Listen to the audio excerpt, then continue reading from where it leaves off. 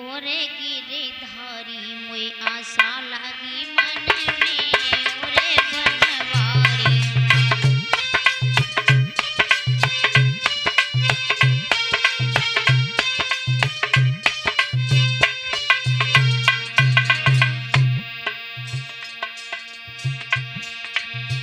ओरे बनवारी मोय आशा लागी मन में ओरे गिरधारी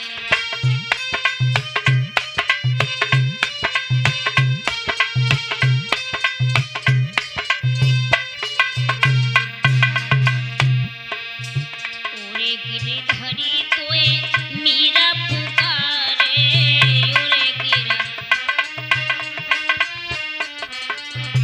ओरे गिरधरी तोए मीरा पुकारे ओरे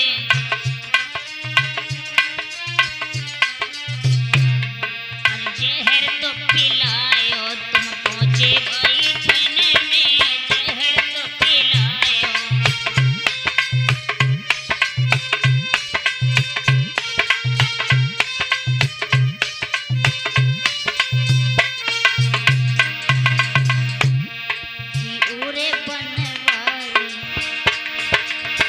ओरे गिरधारी मोय आशा लगी मन में ओरे गिरधारी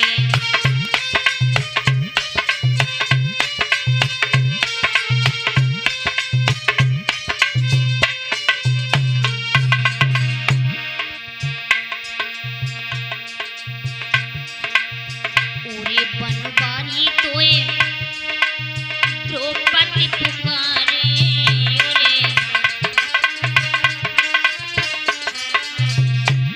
गिरधरी तोए द्रौपदी पुकारे ओरे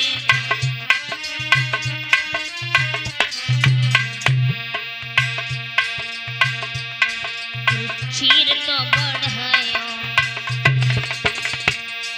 अरे क्षीर तो बढ़ायो तुम पहुंचे भाई फल में क्षीर तो बढ़ायो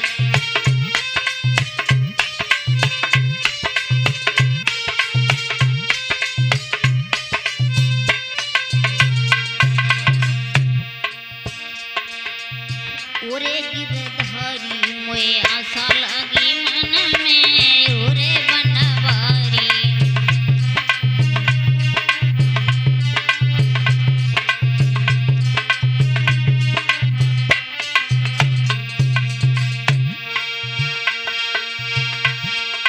आरी दीन दयाल सुनी जब से तब से मन मेरे में ऐसी बसी है मैंने और को नाम दिया निदा प्रभु तेरे ही नाम की भेंट कसी है ओरे गिरधरी मोय आशा लगी मन में ओरे बनवारी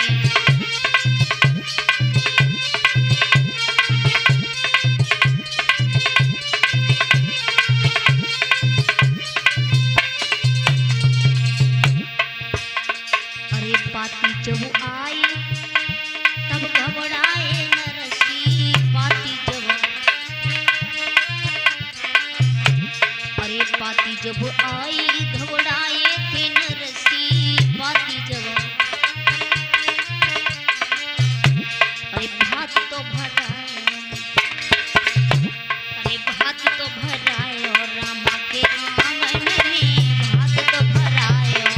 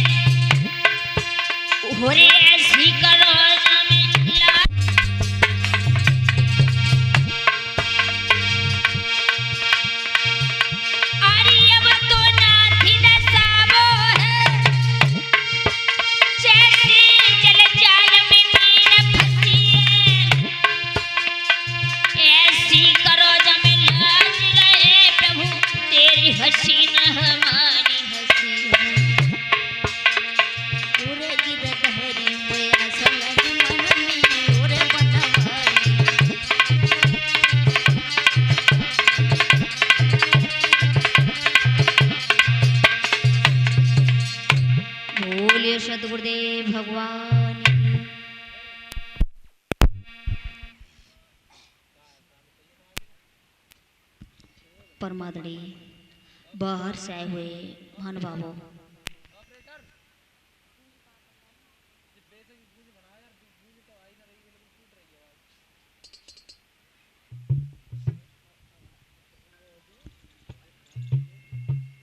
परमादड़ी बाहर से आए हुए महानुभावों, माता पिता व भाई बहनों व प्यार करने छोटे छोटे बच्चों, आज कथा को चलते हुए 5वां दिन व्यतीत होने को जा रहा है और 5वें दिन में अभी थोड़ी देर पहले हमारे रिंकू भैया आपको कथा श्रवण करा रहे थे। वहां से आगे का प्रश्न लेकर के चलेंगे। यदि उसमें कोई गलती भी बन जाए तो बहन या बेटी समझकर क्षमा करके बताने की कृपा करें। तो आज ये भक्त तो देखते हैं।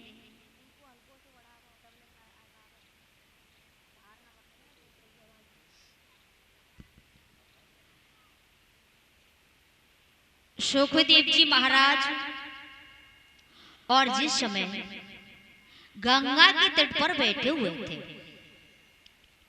परीक्षित महाराज ने हाथ जोड़े हैं और हाथ जोड़ करके जवाब दिया है कि दीनबंधु, आज 5वां दिन है। जो आप हमारे लिए समझाते रहे और आप हम समझते रहे। आज 5वां दिन है। अब हमारे लिए आप ये बताओ, अभी आप हमारे लिए बता रहे थे राजा अयात के बारे में भी आपने समझा दिया। समझाने को जा रहे थे कि कंस किसका लड़का और कैसे हुआ था, लेकिन क्या करूं, मेरा मन अभी इधर उधर भटक रहा है। और जो भटकता है वो तो अटकता है।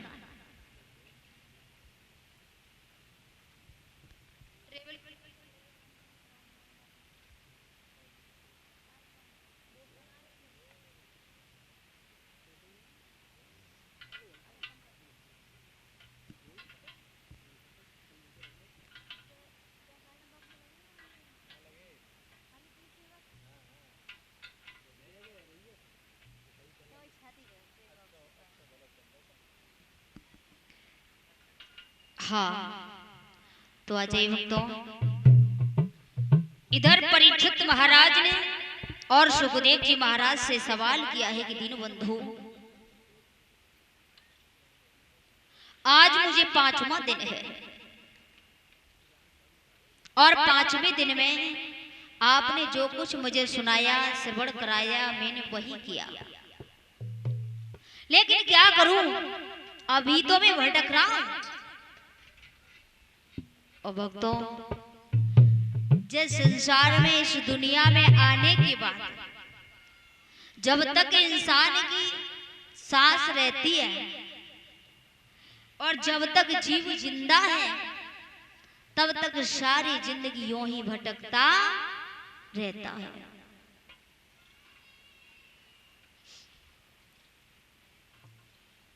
सारी जिंदगी यूं ही भटकता रहता है। सुखदेव जी महाराज कहने लगे हैं कि हे राजन परीक्षित, आप बिल्कुल चिंता न करें। परीक्षित महाराज कहने लगे, दीनबंधु, मैं चिंता नहीं कर रहा हूं, लेकिन मेरी एक समझ में नहीं आता है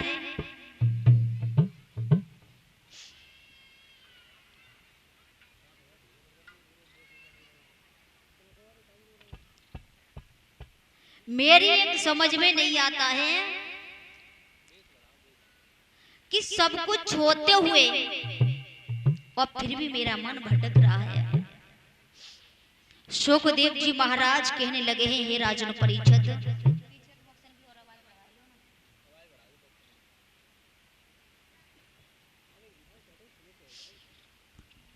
सुखदेव जी महाराज कहने लगे हैं कि हे राजन परीक्षित, तुम नहीं जानते हो, तुम्हें मनुष्य होने और जो समझदार होता है वही बात मैं तुम्हारे लिए बताने को जा रहा हूं।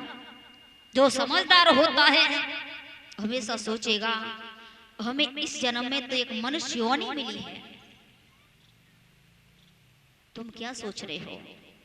जवाब दिया है दीनबंधु, मैं तो ये सोच रहा हूं कि इस जन्म में मुझे मनुष्य योनि मिली है तो मेरा अगला भी जन्म संभल जाए, मेरा परलोक सुधर जाए।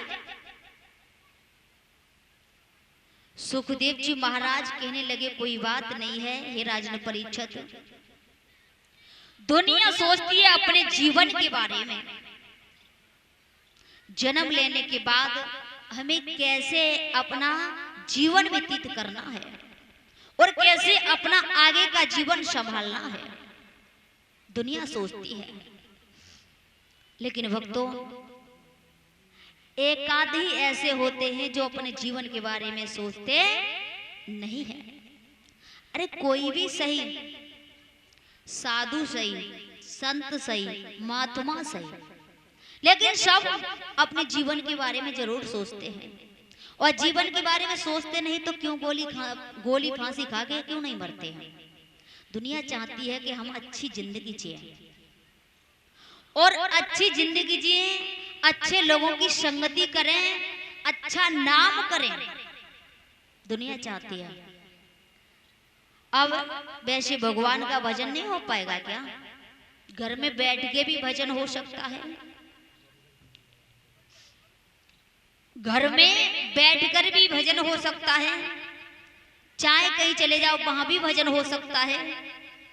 लेकिन ऐसा क्यों है जो हमारे संत भगवान बैठे हुए हैं, इन्होंने एक रूप ये क्यों धारण किया है? क्योंकि अगर तुम घर गृहस्थी के कपड़ा पहन करके भगवान का भजन करोगे तो 24 घंटा में तुम्हें टाइम निकालना पड़ेगा, तब भजन कर पाओगे। और अगर तुमने ये भेष धारण कर लिया तो हमेशा 24 घंटा भगवान के भक्त ही बने रहोगे। तुम्हें काम से कोई मतलब नहीं है, तुम तो ये देखोगे कौन से वक्त कितने टाइम हम भगवान का भजन करें, यानी भजन करते रहोगे। तो एक साधु संत भगवान होते हैं, ये वेश धारण करके भगवान के चरणों में हमेशा ध्यान रखते हैं।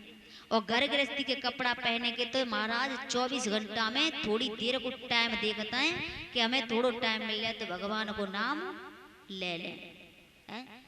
लेकिन कहते हैं साधु संत महात्मा कहीं भी चले जाओ, पूजा तो उसी जगह पर है, एक कर्म की पूजा है, कर्म की पूजा है। क्योंकि इंसान जैसे कर्म करता है वैसा ही भोगता है। ना ही नरक ऊपर है ना ही स्वर्ग ऊपर है, यही नीचे ही स्वर्ग है और नीचे ही नरक है। क्योंकि जो इंसान जैसे कर्म करता है, अगर इस पृथ्वी पर आकर के तुम दुष्कर्म कर रहे हो, उसका फल तुम भोगना पड़ेगा, भोगोगे। और जब भोगोगे तो खटिया में पड़े पड़े बिलखोगे, तो नरक सबसे ज्यादा यहीं पर है। और संतुष्ट धन से पत्नी अपनी लक्ष्मी है, पुत्र अपना आज्ञाकारी है, दुनिया तुम्हारी बात पूछ रही है, उनके लिए तो स्वर्ग यहीं पर मौजूद है। लेकिन हर जगह जहां भी जाओ वहां कर्म की पूजा है, कर्म की पूजा है, बिगर कर्म के तो कहीं कुछ नहीं रखा है। अभी ये साधु संत महात्मा जी हैं, ये सब अलग अलग होते हैं, इनके अर्थ भी अलग अलग हैं। संत और साधु और महात्मा ये भी अलग अर्थ बताए हैं। संत कहते हैं खाने पीने पर तुमने जो कुछ दे दिया, तुमने ये कह दिया कि महाराज यहीं बैठे रहियो, तुम्हारे लिए केवल इतनी जगह, अंत मत जाना, तो उनके लिए संतुष्टि हो गई, बस इतने पे ही मैं अपना जीवन काट लूंगा। आधी रोटी दे दी, संत भगवान ने ये कह दिया कि बस मैं संतुष्ट हूं, आधी रोटी ही मुझे बहुत है, तो वो हो गए एक संत जिनके लिए हर चीज पर संतोष रहता है, वो संत भगवान है। और साधु कहते हैं साधु, साधु ऐसा चाहिए साधु ऐसा चाहिए और जैसा सूप स्वभाव और सार सार को गहरे और धोता दे उड़ाए। तो साधु ऐसे होने चाहिए और होते हैं जो अच्छा माल अच्छे गुण अपने अंदर रखते हैं और जो मुफ्त की बातें होती है बेफालतू का माल होता है उन पर कोई गौर नहीं करते हैं। महात्मा महाधन आत्मा, महान मानी बहुत और आत्मा मानी तो जानती हो हृदय है। जिनकी महान आत्मा दूसरों के लिए रहती है हर समय और दूसरों के लिए हमेशा चाहते हैं, वो होते हैं एक महात्मा। तो महाराज हर जगह कर्म की पूजा है, हर जगह कर्म की पूजा है। क्योंकि तुम ये सोचो कि हम तो अपनी जिंदगी आराम से यूं ही काट लेंगे। कभी किसी की जिंदगी आराम से कटी? कभी नहीं कटी।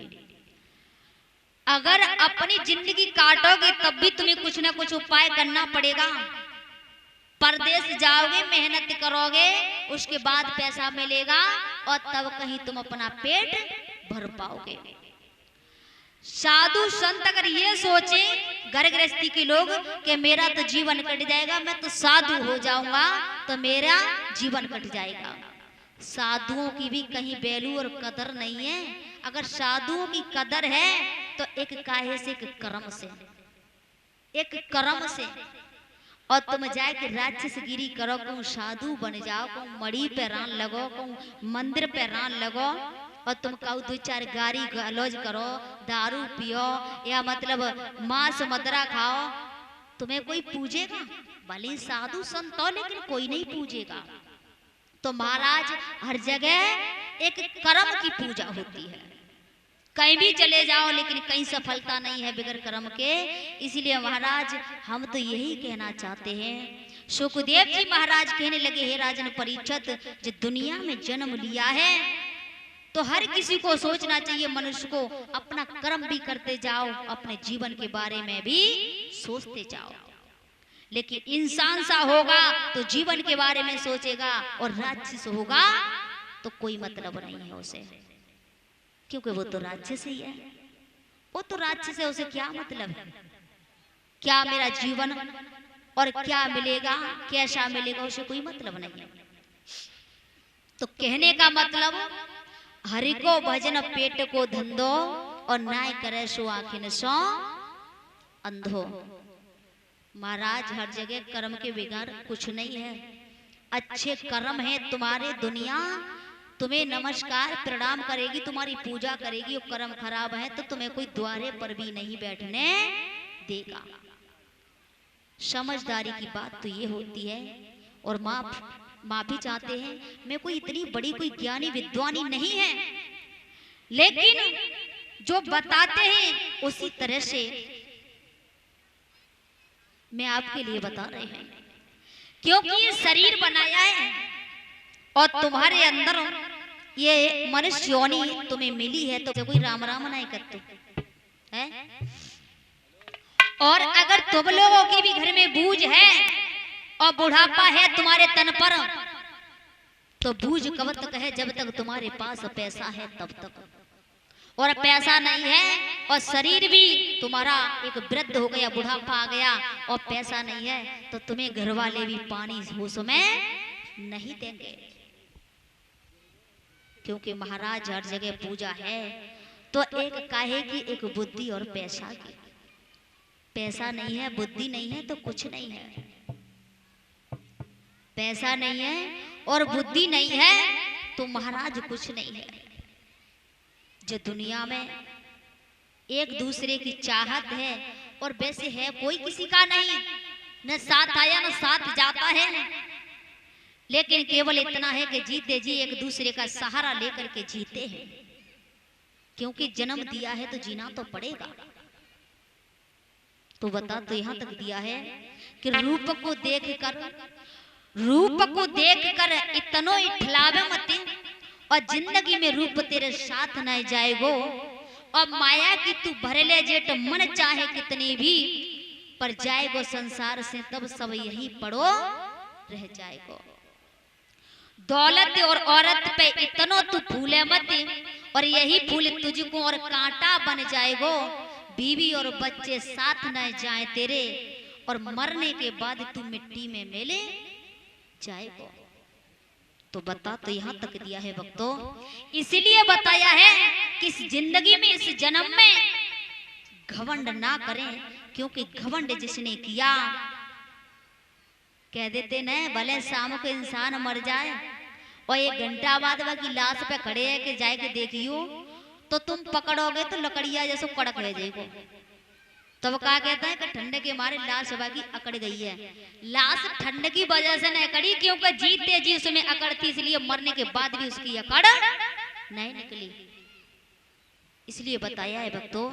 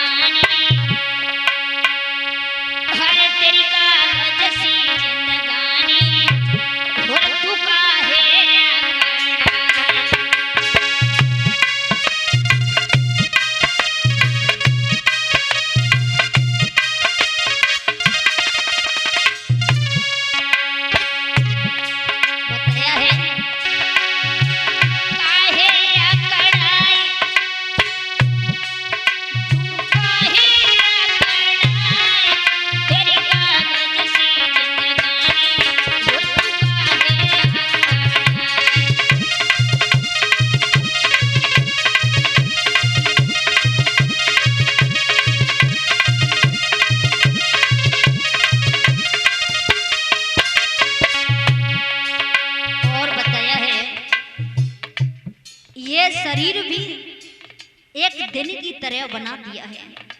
जैसे एक दिन के 3 पन होते हैं महाराज, और इसी तरह से इस शरीर के भी 3 पन हैं। जैसे एक सुबह, दोपहर और संध्या, इसी तरह से ये शरीर है। एक बालापन, जवानी और बुढ़ापा बताया।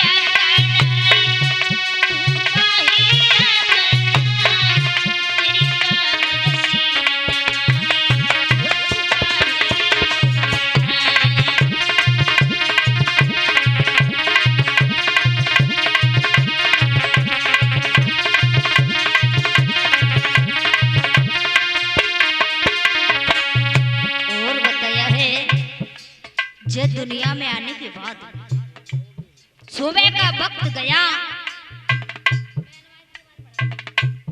सुबह का वक्त गया, दोपहर आ गया। और जैसी दोपहर आया, बड़ी खुशी हुई, धूप निकल रही है, बड़ा अच्छा लगा। यानी कि जवानी, बालापन गया और जवानी आई तो बड़ी खुशी छाई। जवानी में जब आ गए तो अपने समान किसी को समझ नहीं रहे, इतना घमंड हो गया। भरी जवानी में तूने तो कैसी करी कमाई, अरे बीबी बच्चन ने सब ले ली, और तेरे काम नहीं आई, तूने वतन का हुक्मानी, वो तू काहे आकर